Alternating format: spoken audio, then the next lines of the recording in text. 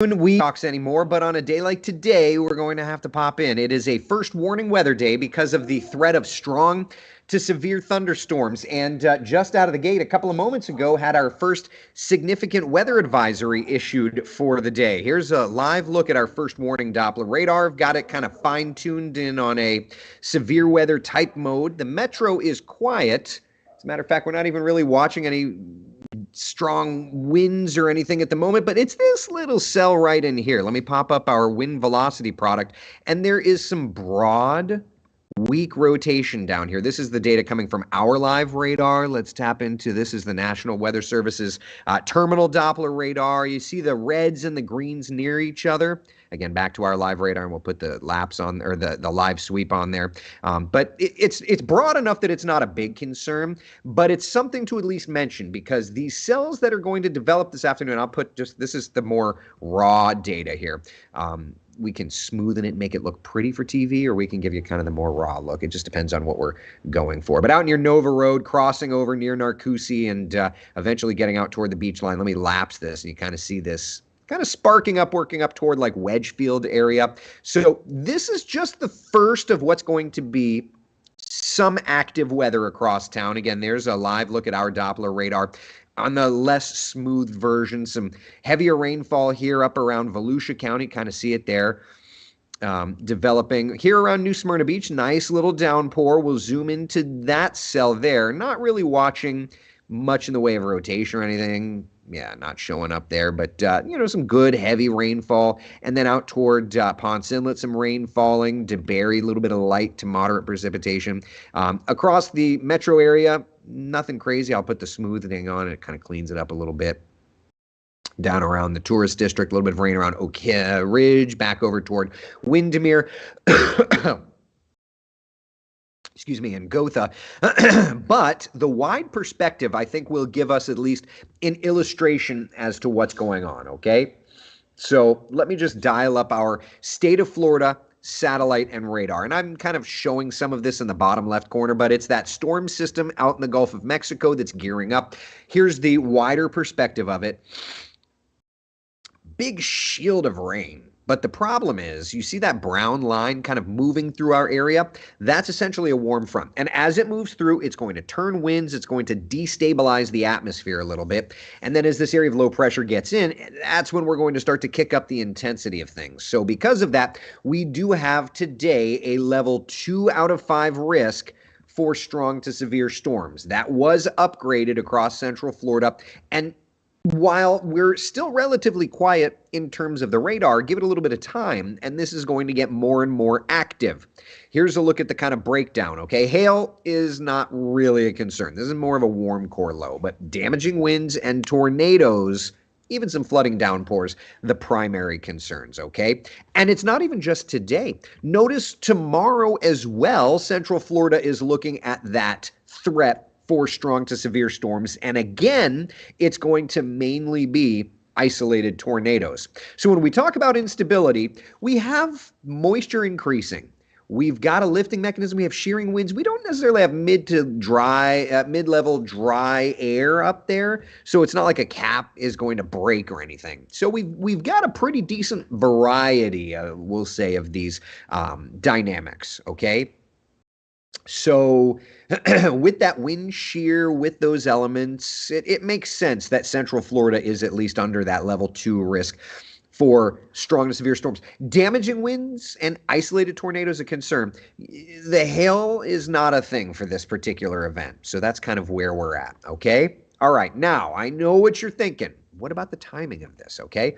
So I want to look at our 2 main futurecasts and get an idea. Let's start with our main futurecast model and just kind of track. And right off the bat, this is 3:30. What we're looking at is a relatively quiet scope, but notice 6:30, 7:30, 8 o'clock, 9 o'clock, a few storms around. Shouldn't be too bad, but then overnight, I think this model's finally doing a much better job. 1, 2, 3 o'clock, some of those nastier storms. That's our futurecast model. Let's look at our beta futurecast, okay, and get an idea of what it's painting in.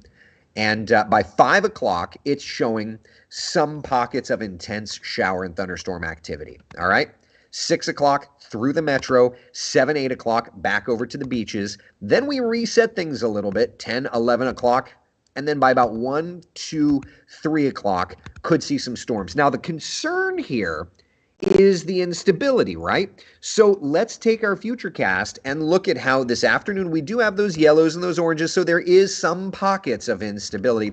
But watch the colors overnight tonight really increase. You're getting into the reds there by 3 a.m., by 4 a.m., 5 a.m., and it's mainly north of us. And I would say that the timeline is definitely going to be like a 1, 2 a.m. time frame for some of the worst of the weather, okay? Definitely something to watch, but the models are indicating this overnight window that could offer up sheer enough to get isolated tornadoes. Now, it's so vital for you to have a way to be warned, and we talk about this a lot. We've got our WESH 2 News mobile app. Now, the managers are not pushing me to push this. I'm just telling you, we put a lot of work into this app. You can turn on the storm approaching and the lightning nearby, and during the day, that's super great. You don't want that turned on at night because it's going to rain. That's not going to bother you. You want the watches and the warnings elements turned on at night. So when it comes to using the app, during the day, have the rain vicinity. That'll let you know, and that's important. But at night, just make sure that you've got that notification turned on so that it can wake you up in the middle of the night, okay? It's very, very important that you have a way to be warned, okay? Amanda says, not looking too crazy for Seminole County. Right now, just some rain's kind of lifting up into your area. I would say that tonight, all of Central Florida has to watch. That's why we have called it a first warning weather day. It's not just for funsies. It's because tonight into tomorrow morning, there is that scattered threat for severe thunderstorms, the winds, the tornadoes. And because of those elements there and the jet stream kind of in play, there's at least that concern, okay? So here's the overall setup. You've got the storms kind of situated with us in the Gulf of Mexico, funneling in, that warm front pushing through. Even for tomorrow, as we work through the morning into the midday, we've got the chance of some stronger storms. Notice going into Friday, moisture lingers, so the shower and thunderstorm activity will linger, but the severity should come down. The dynamics are not there. And then Saturday into Sunday, we're watching a front slide through. That front is going to help to clear us out and cool us down. So people, listen, we have some really great weather ahead, just not necessarily for tonight. All right, so here's Central Florida's certified most accurate 7-day forecast. It's going to rain. All right, overnight tonight into tomorrow, Roberto. Mr. Burr, sir, do you need anything right now? No, I'm good. Thank you, Of course. Thank you, sir. My buddy. All right, so overnight tonight, it's going to rain. Tomorrow, it's going to rain. Tomorrow is going to rain. Showers and storms for Friday. Showers and storms for Saturday. But the intensity coming down. It's also going to be kind of hot, so it's like summerish. And then look at Sunday, Monday, and Tuesday. Yowza. 74, 75 for a high. You kidding me? 57, 58 for a low.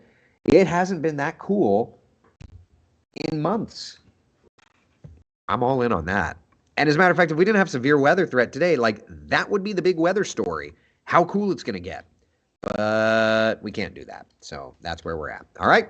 Questions, comments, concerns, anything.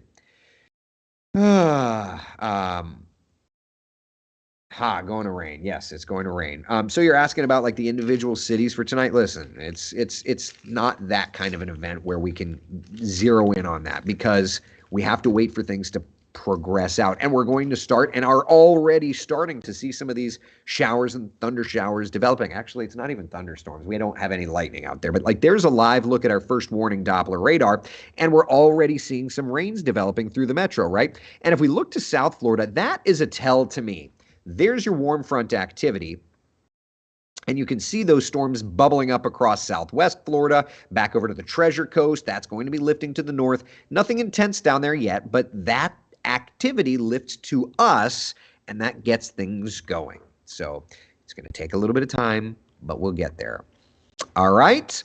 So meteorologist Marquise Mita and I are going to be getting ready for WESH 2 News. We are team coveraging this thing. Say hello to Marquise, everybody. What are you working on today, sir? Looking through the radar right now, we do have some showers well ahead of the warm front. It's lifting across Central Florida. It will be lifting later on tonight, but looks like we got some rain heading towards Daytona Beach, Port Orange, Smyrna Beach, and Volusia County. So you know what I watching that haven't right now. you know what I haven't checked yet, and I think that this is an interesting element, is the temperatures. Look at the temps right now. It's 70s and 80s.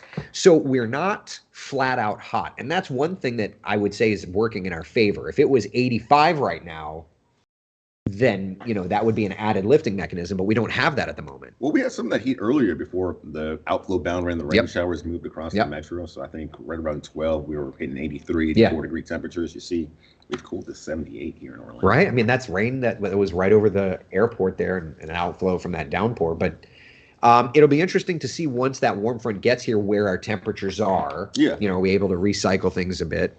Because that's going to be a tell. It all plays out. Ooh, a special sounding. I love that. I'm going to have to go look. There was a special sounding at 17Z from Cape Canaveral. Interesting environment. Oh, yeah, look at that. See, these are the weather days. These are the weather days that us weather folks actually have to work hard, because not that we don't have to always work hard, but we really need to start looking at helicity, shear, Showalter, and all that. So we're going to be getting ready for the newscasts. Anything else to throw out? We were talking about having dry air in the mid-levels of the atmosphere, and we see right between 900 and 800 millibars. We got a huge dry swath coming in. Interesting, but like everywhere else, we're pretty saturated. Yeah, it's saturated except for that. So we actually need to go back and fix that graphic, because there is that. Yeah, there's that little that stuck out to me as well, like right there. And look at the shearing of winds through with height. I mean, that's a pretty good turn from the surface to 900, 800 millibars there. And there's it's not a full-on jet streak, but, you've got some higher winds at, 200-300 millibars. So let's see here. Lifted index, Showalter. I mean, yeah. It'll be interesting. It'll be interesting for sure. All right, we're going to go work on the newscast. We will see you on West 2 News starting at 4, 5, 5:30, 6, 7, 10, 11. And weather permitting, I will be here, and we'll do another update on our social channels at 9 o'clock tonight. All right? All right. Be good, y'all. Be the sunshine in someone else's day. We'll see you all on TV.